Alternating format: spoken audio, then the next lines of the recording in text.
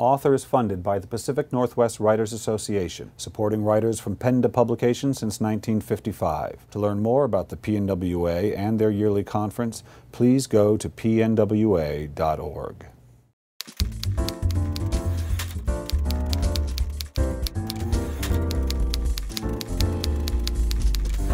Hi, this is Jeff Ayers for Author Magazine. I'm here in Seattle, Washington today with McCavity Award-winning author of City of Secrets, Kelli Stanley. Kelli, how are you? I'm great, Jeff. Thank you for having me, and thanks to Author Magazine, too. What made you decide to write? Well, I would suppose that it's that I've written since I was a little girl. I was always writing. It was actually a talent that I kind of took for granted, but whenever anyone needed something written in my family, it was, well, give it to Kelli because she can write letters, she can write reports. And it was something that I enjoyed doing. I read a lot of poetry growing up. I read a lot of poetry. When I was first in college, I used to write sonnets when I was supposed to be paying attention to the lecturer. That was a philosophy class, so you can forgive me for that. But it wasn't really until I was well into my 30s that I thought, you know, this might be something I want to do. And that was because I was in the middle of getting my master's degree in classics. And when you have a degree of that type, really you have two choices. One is the most common path, which is to continue it to the terminal degree, which is, of course, the PhD, and go into teaching. And the other is a crapshoot. You don't know. And then when it really came time to it, I just decided to sort of toss the die and take the plunge and say, you know, if Stephen Saylor and John Maddox Roberts and Lindsay Davis can write about this time and era that I've been immersed in for 7 years, then maybe I can do that. And that's what gave birth to my first book and my first series, the Roman Noir series. You wrote about Roman history, then you turned around and wrote about 1940s San Francisco.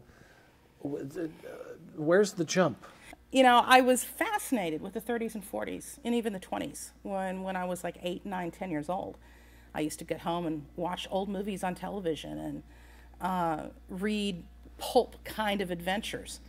And, you know, whether it's a noir gene or a hard-boiled gene or what have you, the era, the Art Deco architecture, the music, the style, the history, the drama of a world teetering on the edge of an abyss that was going to open up in 1940, well, before 1945, but we'd really see the results of it in 45 and beyond.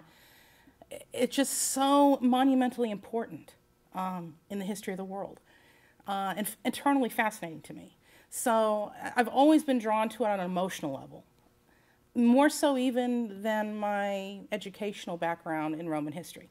So for me, there was no question. If I was going to write about something I knew San Francisco. I love San Francisco. And I know and understand that era of the 30s and 40s.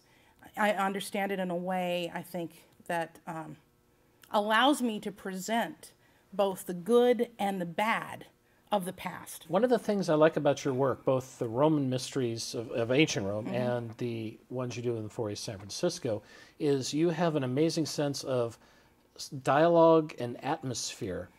And I wonder if you could talk a little bit about both, because one of the things that I've read other books that are set in the past, and they'll throw in things that are kind of dated for now and immediately pull the reader out of the work.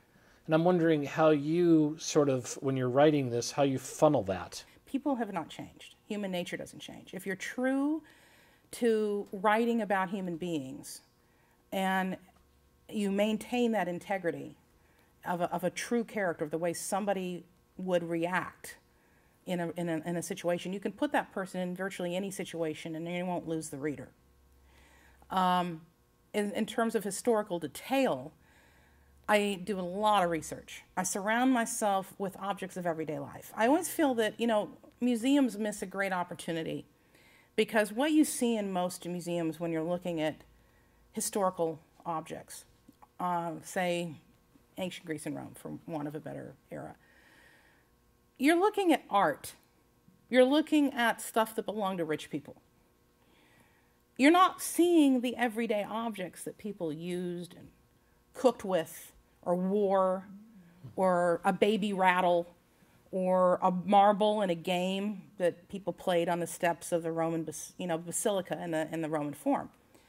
And it's the same way in the 1940s. What I try to do is bring it alive for you, not just with the way it's written. My style has a lot to do with it, but with the detail that makes it real. I wonder if you could finish a sentence for me. If writing has taught you anything, it has taught you what? It has taught me to have faith,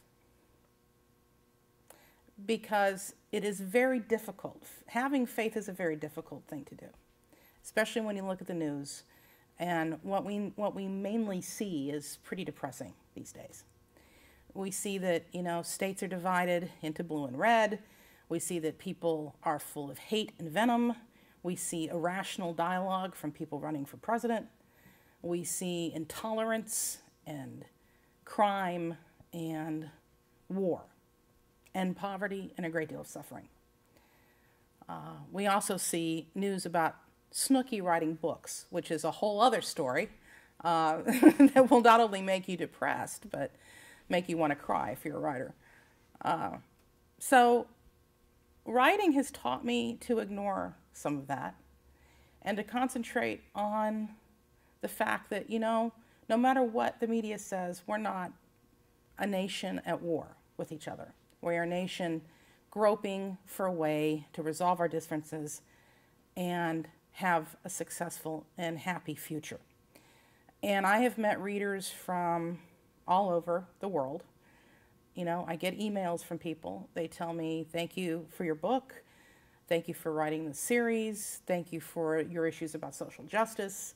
I really enjoyed it. Thank you for teaching me about history and making me want to learn more about history.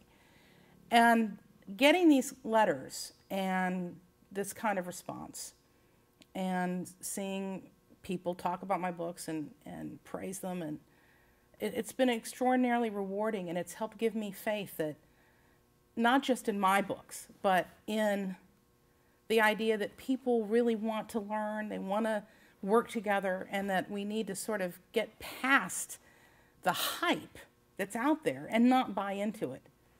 And that's a great gift.